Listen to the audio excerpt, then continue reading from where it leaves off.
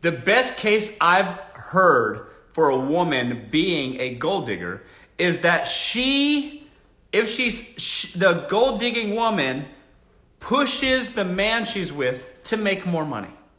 Do you guys understand what I'm saying?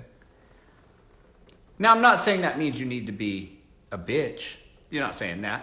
But if a woman is interested in a man that has means and can provide for her, then that's all, and she makes that clear from the beginning. Then it's obvious for her what she's there for from the man. Now, I'm not saying she can't find love with that man. I'm not saying that she can't have a family with that man and all these other things. But if she's upfront with the fact that she's like, yeah, I like you because you're successful. And she's going to set, what that does for women is it sets an expectation for their life and how they need to be treated. And particularly in this relationship. And every time you have a woman that is focused on men that make money, it, in every case, propels that man to go out and make more money. Do you guys understand what I'm saying? If the woman is upfront with that, yo, I want a man that knows how to provide for me. I want a man that can buy me things. I want a man that can provide for me a life, the kind of life that I'm accustomed to or want. Then that makes it clear where her intentions are. We're not lying. I think it's more honest that way. And then they can just say that straight up. And then what that does for you, because here's the thing. I like women with nice taste. This is just me personally, okay? I like a woman with nice taste. So what that means for me is that typically speaking, the kinds of women that I date like nice stuff. They like expensive things. They like expensive trips. They like exotic locations, whatever. Okay? And what that means, guys, sorry, that's my barber. I need a haircut. Okay, good. What that means for me, guys, is that when I meet a woman, I think, especially women that I'm interested in, just me personally, I think to myself, damn, I need to make more money. Damn it. And that's a good challenge to have as a man. It should propel you to want to make more money because it's not cheap. Nothing in life's cheap. And it gets more expensive. And the more serious your relationship becomes, the more expensive it gets. It gets more and more expensive. Don't you guys see? The gifts get more expensive, the vacations become more lavish, you got to get her something better than you got last year. Valentine's Day is more expensive. You got to get her another set of 100 long stem red roses for the following year, 200 this year, 300 the next, and so on, of course. The gifts don't get cheaper, they get more expensive. The things you do together don't get cheaper, they get more expensive. When you have a child, it gets more expensive. So when a woman brings that sort of pressure to a man, not pressure, but expectation. Do you guys see? When the woman expects the man to provide a certain level of lifestyle, that man adopting that responsibility because he wants to be with that woman will feel a necessary pressure that will propel him forward to achieve greater heights. Because here's the thing about human nature in general. All right? Is that not just men, but people don't do stuff unless first faced with adversity. So when the challenges come, what seems like insurmountable challenges come, unless you buckle under the pressure and break, most people will when facing that challenge, overcome that obstacle and then find themselves in a far better position than they ever were before. You see? And women are no exception to that. So when women come to your table and are bringing a set of expectations for you as a man, what seems like an insurmountable goal turns into something that becomes later, if worked at, commonplace. And then you lap yourself and those around you and you go, wow, I used to be this way and now I'm this way because of the pressure that I felt and had to overcome. Now I'm in a whole new level of existence. And that's what good women do. Don't you guys see? So I'm not saying that a woman that has her priorities in order regarding where the place that money has in her life, I'm not saying there's anything wrong with that. You don't need to be a bitch about it, but you can just be clear with what precedent that takes for you as a woman. And that's your expectation for that man. And then that man will be forced to rise to the occasion. Do you see? And then through that, as they rise to the occasion, both of the quality of life of both of you goes up. You guys see that? You guys see how that works? If the woman puts on the pressure for the man, it sets an expectation. Hey, we need to be making more money. We need to be doing this other stuff. What's keeping you from being able to accomplish that for us? How can I support you as my man? If a woman put it to a man like that, that man starts a man that's about it and is capable is going to start going, yeah, what? They're going to be frustrated by that at first. And because they always are, men are always frustrated by that like pressure at first, like you're demanding too much of me. That's always how they react. It's a very whiplash reaction. Like, oh, you're never happy. It's not enough. Whatever. They always do that. All right.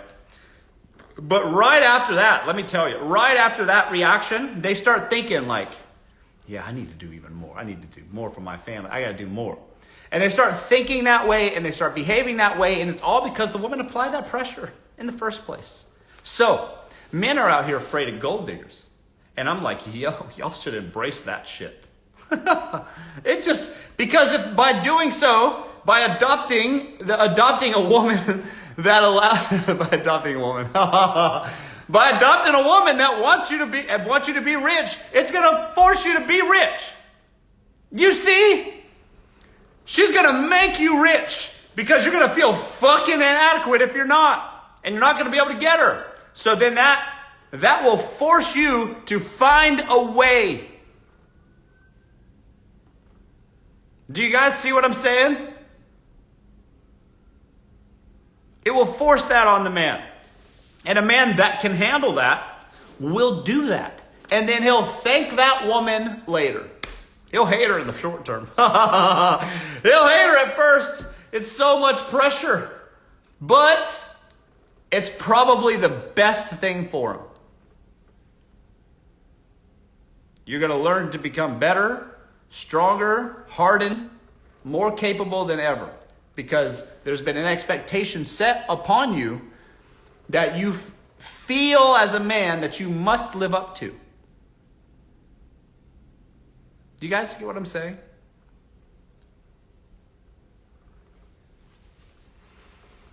So even though that might be an emasculated conversation, it's better to be honest from the beginning. If the women are just straight up honest from the beginning. I'm talking first date. Just sit at the table, just tuck your seat in or whatever. Tuck your seat in like this. And then say, listen, I want a man that provides for me. That's it. That's all I want. I don't want, and I will love that man. I'll support that man, whatever. But just be clear with your intentions. Y'all go in there and be like, oh, don't worry, grown man. I'll alleviate the workload by bringing my salary to the table. What that does is that makes the man think, oh, I don't have to work as hard because she's going to contribute. Oh, good. We can get a slightly better house and we'll split the mortgage and she'll cover the burden of that. Great. And you know who responds well to that shit? Men with low credit scores. If they got a credit score where it shouldn't be, they're going to be like, yeah, that sounds great. Oh, wow. What do you bring to the table? Oh, you're a neurosurgeon. Oh, perfect.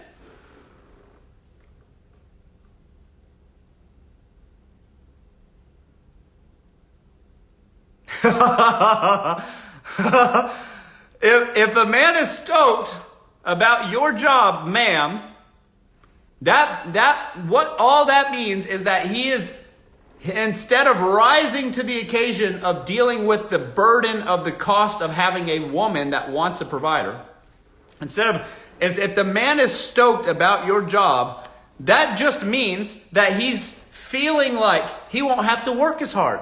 Not only to not just get you, but also in life if y'all work out. He don't even have to pick up that extra shift. He don't have to work overtime or nothing. You're bringing your salary to the table. And what does that do for the man? Does that make him better? Does that harden him, or does it make him softer? What is it? Which one is the result of that? If a woman meets a man, Mary met, Johnny met Sally, and then Sally brings a salary to the table, does that then provoke the man to go make more money? Or does that offer that man relief? Think about it.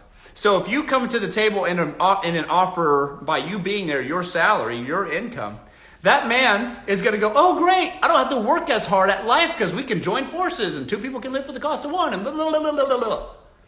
And that doesn't propel the man to reach higher.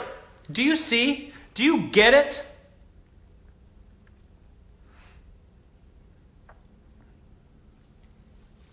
But if on the opposite end of that, if you go to the table and say, yo, I don't want to work at all. I want a man that provides fully for me.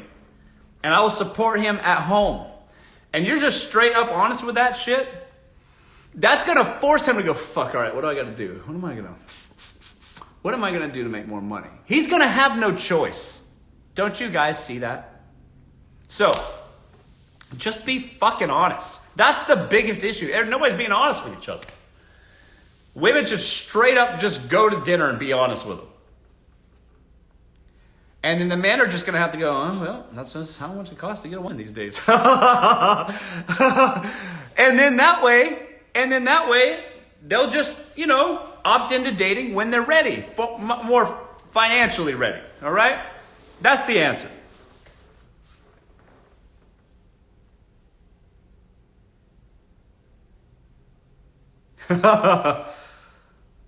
That's the answer, folks.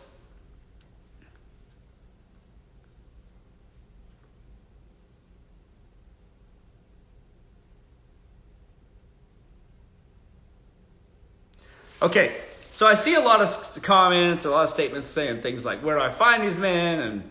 And like, introduce me to friends, like things like that. And here's the thing. The problem is this. The problem isn't the men. Because the men are just doing what they need to do to just get with you see? And unfortunately, what's happening is that you women are sleeping with these men that are incapable of being providers. So why then do they even step up at all? Why even try? It should be the expectation. Look, I was growing up in the South, and for me, going to a date with a girl growing up just was going to cost money. And I would be so embarrassed to even ask out a little Susie Q or whatever on a date if I didn't have enough money to pay for, I don't know, Raisinets, movie tickets, an ice cream, gelato, whatever. I wouldn't ask because that's embarrassing for me. Don't you see? That's just because, in my mind, women just cost money. Not women per se. It's not like I was 15 hiring little 15-year-old hookers. I'm not saying that. What I'm saying is that I knew that the activities or the things that we were going to do to indulge in, I needed to be a gentleman and just pay for it. And I didn't want to feel inadequate when I couldn't. And I wouldn't have the balls to approach a woman if I knew for a fact I was going to be turning my pockets out and embarrassing myself. I just wouldn't do that. So what did I do? Which is the sensible thing, which is I got a job and I made some money first. Then I asked Susie Q out. Don't you guys get it? So that's the point. Y'all women, you women, some women in this chat right now are sleeping with men right now with a 480 credit score. Right now. You women right now are sleeping with men that have been in between jobs for 5 years. You women right now are letting grown-ass men move in with you and sleep in your bed. The fuck? So whose fault is it? Whose fault is it? Because if men can get laid without a job, then why would they get a job? Why would they aspire for a 720 credit score or a six-figure income or anything? Because y'all just making it so easy. The barrier of entry is so low for some of y'all. And that's crazy. And if everybody straight up united, all right, and was like, yeah, and was like, yo, listen, you have to be this tall to ride. Then they would have no choice but to get to that level. Don't you see?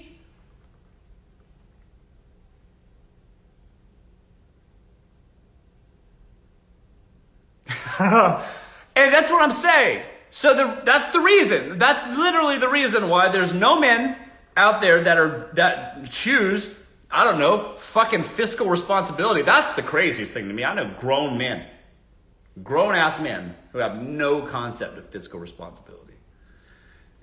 They're just winging it. They're like 1/2 of a week away from fucking poverty. And then instead of getting more money, they're just out here trying to date girls. They're on Tinder. They're just, how am I get these girls to like me? And it's like, what the fuck? What the fuck kind of Twilight Zone is this? Where you're not just prioritizing the things that matter, because even if you get the girl today in the short term, you're still going to be a piece of shit tomorrow. Why are you on Tinder if you're broke? That makes you a loser. What are you talking about?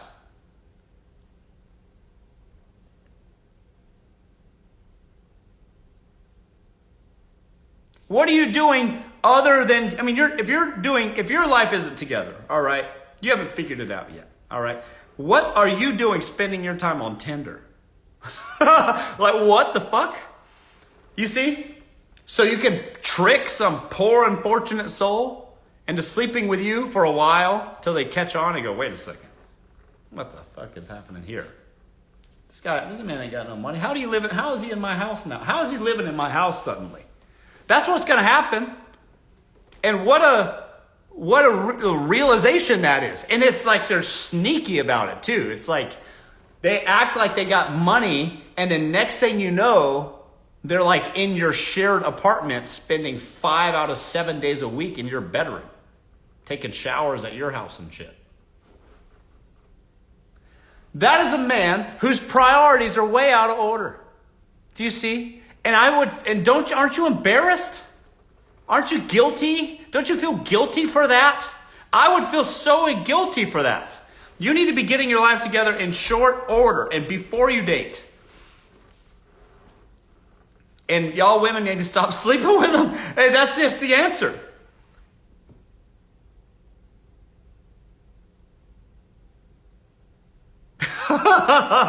I see that shit all the time. My assistant, you guys see my assistant on my stories or whatever. She's got a situation right now, her situation, same shit. She's got a roommate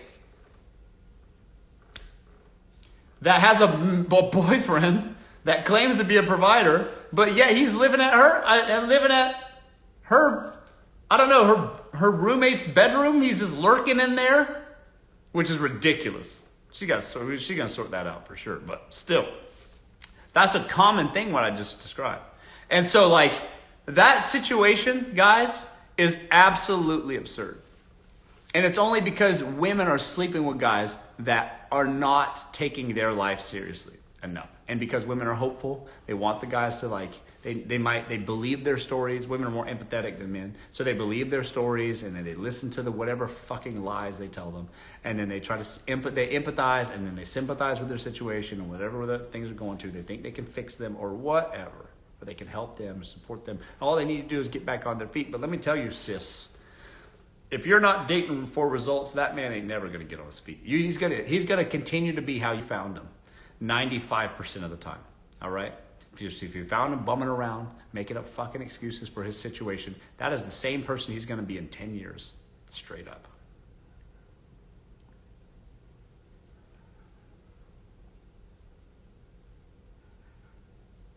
So the answer is date for results.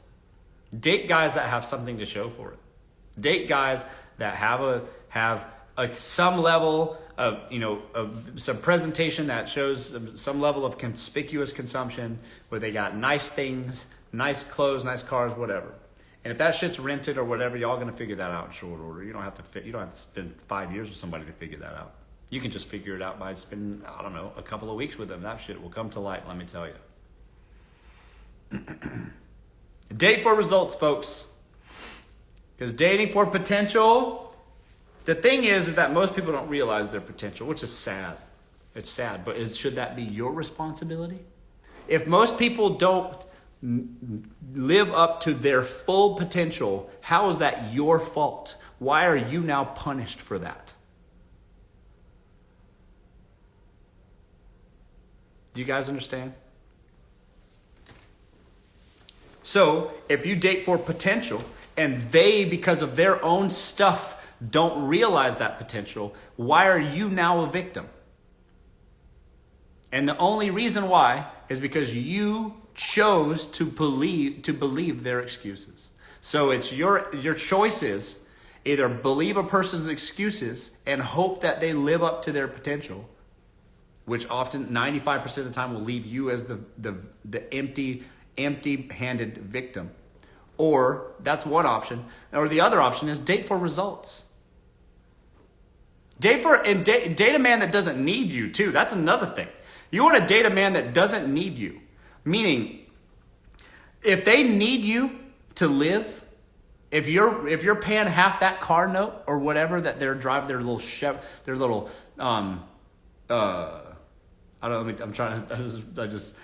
Chevrolet Camaro, you're paying for part of that payment or helping him pay for his insurance or his cell phone bill, or you bought him a laptop or whatever. If he needs you for that shit, then he's going to just leech on you. He's not going to continue to grow. Do you see what I'm saying? You got to date a man that's going to do well regardless if you're there or not, because that bodes to his character. Don't you see? He has the character to become a success with his own ambition. All right? And as a woman, you should supplement that, not be the source of that or attempt to be the source of that ambition.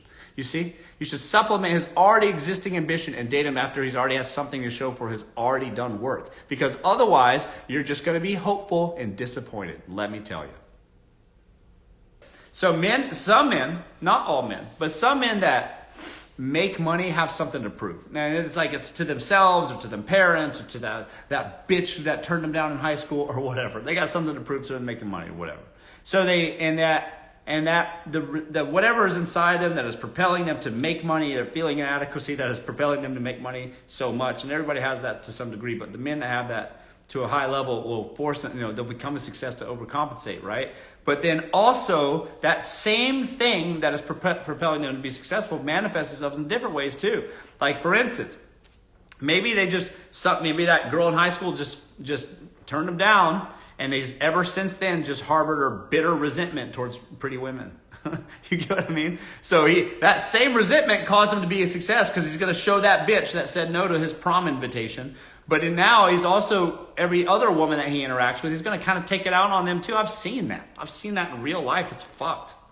It's like they're just mad at women. And it all came back to that one woman in high school that was just like, no, that girl in high school that was like, no thanks. And then now he's all mad at them forever.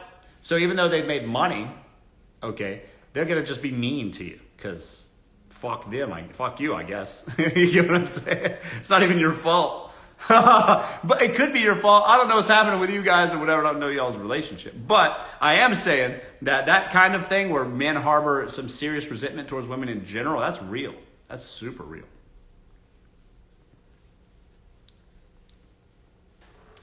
Okay. How do you speak French? No. How do you avoid being a stepping stone woman? You gotta think of yourself as the end game. To not be the stepping stone woman is to not think of yourself as the stepping stone woman. You have to genuinely think and act as if you are the end game. That's it. If you're and here's the dead giveaway. If you're asking me if you're the stepping stone woman, ma'am, you're the stepping stone woman. You're it. So you need to rethink it. You need to repackage it. You need to think about what it is you want in your life and then pursue those things. And then here's the thing. You gotta straight up look at what you want in your life for yourself, but also from a partner, whatever. And then you need to act as if the person that would be with what you would expect from your perfect partner. And then you need to become that thing yourself. And then you're end game. Don't you see?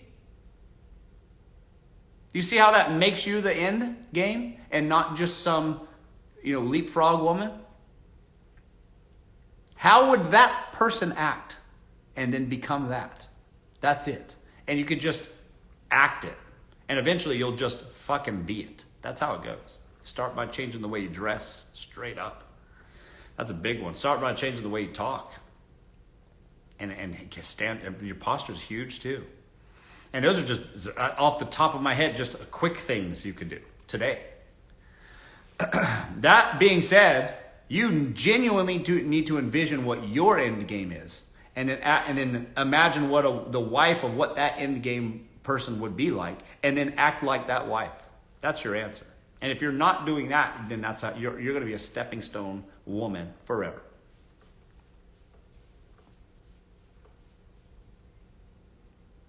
Listen, if a man's giving you an allowance, and don't get me wrong, I've been there. I've had a few girlfriends on an allowance. I've paid for their rent and paid and given them money out of convenience sake. Okay, let me explain that, and I'll give you the answer. So for me, it was when I was dating these particular individuals at the times that I was dating them. It was just more convenient because I travel a lot. I'm on the go a lot. So it just made more sense for me to cover their living expenses so that they didn't have a job. So if I paid for their life, I could be like, okay, flight's tomorrow, we gotta go. And she'd be like, oh shit, okay, let me pack up and go. And that's how it was convenient. She didn't have to put in 2 weeks notice anywhere. She had to save up PTO or whatever. It was just a straight up matter of convenience. That's it, okay? So I'm not unreasonable. I can't expect that she can't have her little apartment, her little dog, and a little life, and all those things. And then also just be expected to drop everything you're doing because we're leaving tomorrow, because that's how it was. That's how my life is. It's fast, okay? So for me, it just made sense to just give her an allowance. Just here, you know what? If you have a work to live job, you don't give a shit about this isn't your career, why don't I just cover it for you so that we can just go when I need you? Just like that. Hey, come over tonight. It wasn't a big to-do. Let me plan it all out. It wasn't like that. It was just like, sure, I'm available. And that was perfect for me. That's how she ended up with an allowance. You guys get it? And Alova said, obviously in a similar situation, she says, well, what if that man then reduces my allowance? Here's the answer, just so you guys know, all right, is that, first of all, if a man is giving you an allowance, like that allowance, you should consider that, like, you should find a way so that your life does not depend on that allowance. And that money is just nice to have money so that you're not fucking panicking if the guy gets mad at you 1 month. Do you understand? If a guy's giving you money, great. Squirrel that shit away for a rainy day fund or a shopping splurge or something. It should not be your living money if you can help it. Now, not everybody can help it, but just saying, if you can't help it, if a man's gifting you money for your time, presence, or whatever, fun, whatever, that should be extra money in the bank for you to have, not my life depends on the good graces of this man every month. Because let me tell you, that's how you end up high and dry quick. All right. Second, if that's not the case for you, if you have no way to avoid that, and he is paying you, and that is you're using that as the cost of your living, and you're surviving on that man's good graces. Here's the issue: if he decides to cut back, then you're going to have to just become a lot less available. Because guess what? Now you got to get a job. You got to say, okay, well, let's say, all right, fine. Listen, I'm not going to be able to see you nearly as much. I got to get a job. I got to work. I got to live. Girls got to live. Girls got to eat, right? So what do you expect? So now when he calls, you don't pick up the phone. So I'm working. Even if you're not working, trust me. Even if you're not working, you're working all the time now. I'm just call him back 4 hours later. Just got off work. Sorry. That man will bring that allowance up so quick, let me tell you. That's trickle down economics. That's right. Well, I got to work now, so I'll see you when I see you. That man will be crying his eyes out in no time.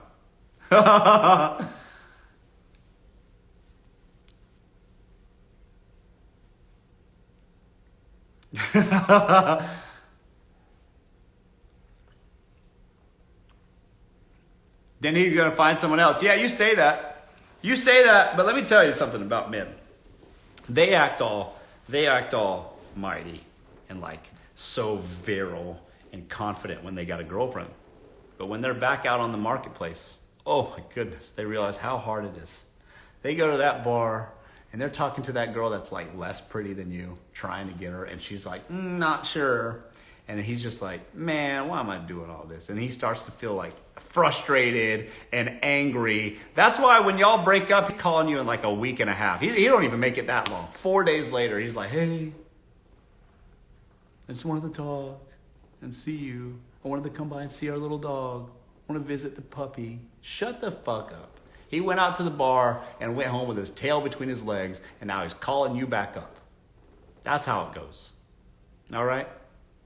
So if you think that he's just gonna go get another woman, most men are not handsome enough, tall enough, have the hairline enough. They don't have the ability to speak to women smoothly enough to just go get another one like that. All right? The universe has to align. Even for the rich guys, a lot of them are dorks. And the universe has to align in such a way where then it works out. And then they get a girl. So at some time they get lucky. That's why they call it get lucky. And these guys aren't just out there just getting women left and right. Let me tell you. All right? So I promise you he's not going to just go get another one. That's not how it works. It's harder than that for men. All right? And then he's dating you, who's like an 8, and then he goes out there and he finds himself trying to impress like a 6, and then he's going to feel bad about himself and then raise your allowance, call you back up and raise that allowance, because that's just way more fucking convenient than getting that 6 Crystal or whoever, the Crystal from Tampa at the bar to give him his number. And she rejects him, and instead of doing that shit, he's going to call you back and just get you back up to where your balance was. You get what I mean? All right? That's how it works, folks. Trust in Russ. I promise you. That's how it works.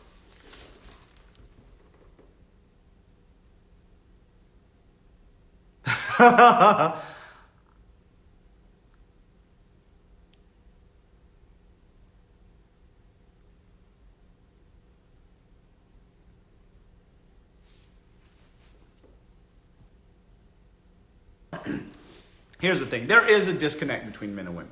All right? Men and women do have common interests, but oftentimes have interests that are completely different. I've had full-on girlfriends where our hobbies and interests weren't the same at all.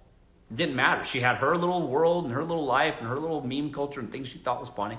I have my whole life, and they were completely separate, but somehow that shit still works, right? It's about enjoying the time you spend together. If y'all doing something together or engaging in things that everybody's engaged, it doesn't have to be specialized interests or hobbies. It doesn't have to have the exact same sense of comedy, comedic sense or whatever you guys find funny, whatever.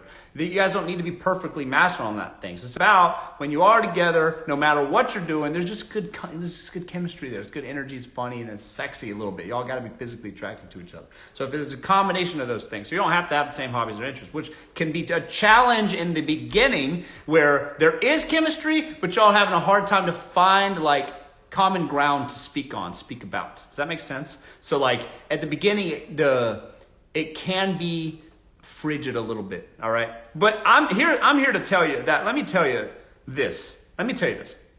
That's not necessarily a bad thing. Y'all got some gaps in the conversation. So what? Sit there. Y'all yapping too much anyways. All right? You're going to talk yourself out of the situation. All right? If you just stayed quiet, both of y'all, men and women, y'all could have just been happy together for a second. We just exist. We don't have to fill the void. You see? So y'all put too much pressure on each other. All right? That's it.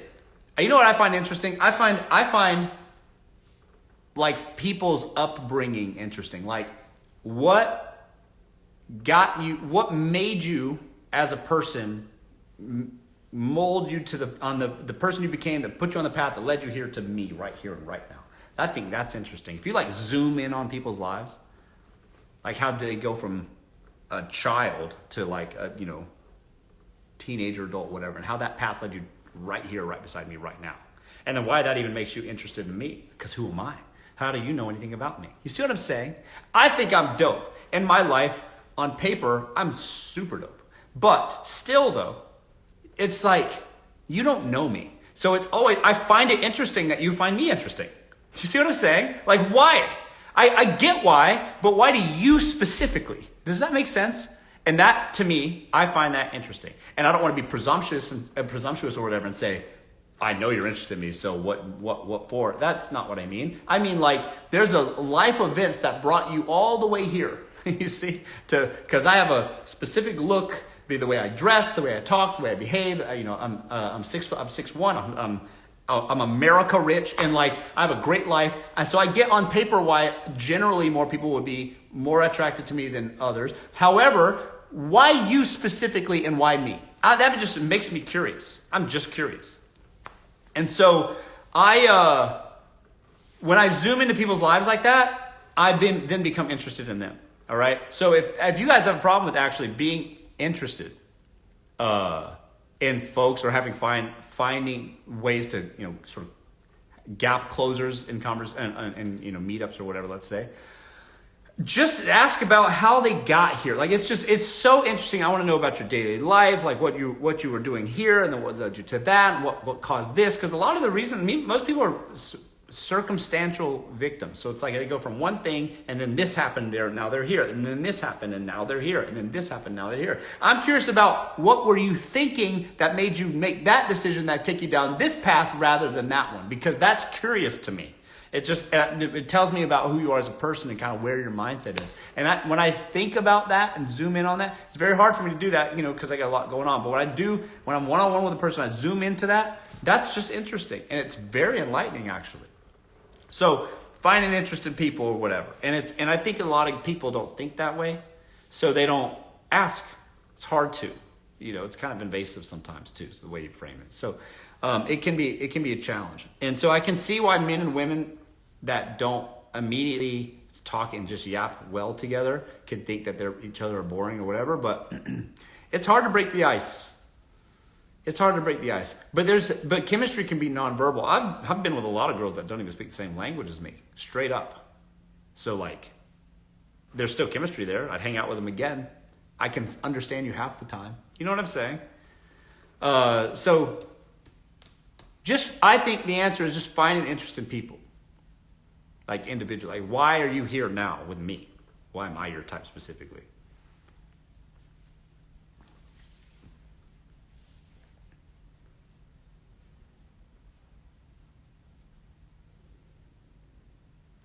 Is it okay for a woman to approach a man that she finds attractive in public? Yeah, of course. In fact, for most men, that would be quite a relief. Most men are so stupid when it comes to like the behaviors of women. Because women will be like this.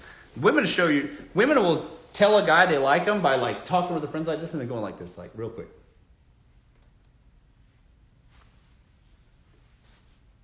And that means, hey, come talk to me. Me. That's what that means in womanese, all right? And so guys don't know that shit. They don't know. So they'll look back and go, So they're so confused. So you would be a breath of fresh air if you come up to that man. God, you would save so much confusion. He'd be like, oh, yeah, oh. That's what he would do, and he'd be so stoked.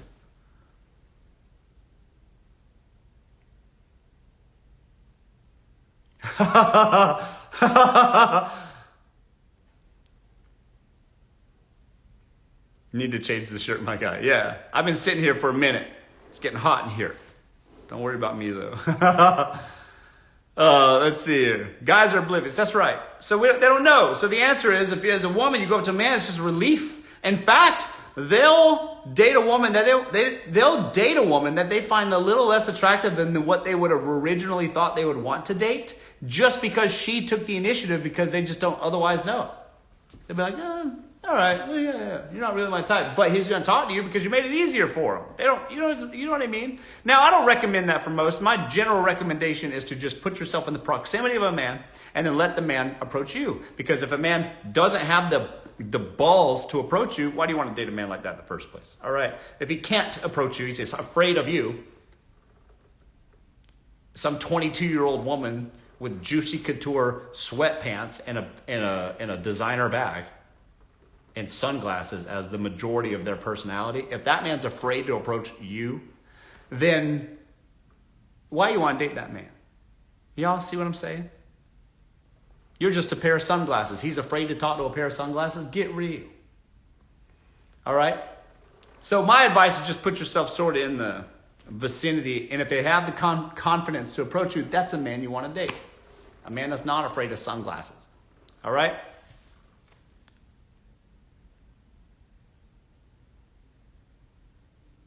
However, if you want to approach the man and make it easier for him, that man will humor you, even if you're not normally as tight. And that might go somewhere. You never know his situation. You never know, do you?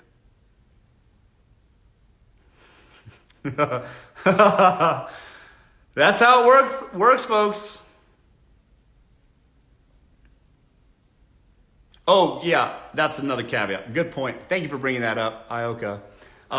If you approach that man and initiate, prepare to be the initiator for the rest of that fucking relationship too, by the way, which for some of y'all might work just fine. But I'm going to tell you something else. If you're approaching that man, typically speaking, that man, you will be the one, you will be the first one to text him. You'll be planning them dates. You'll be planning, furthermore, you'll be planning those vacations. You'll be planning everything. You will be the initiator forever. So if that's not your cup of tea, I don't recommend that road. Just do the proximity thing, like I said. However, if that is your personality, then fine.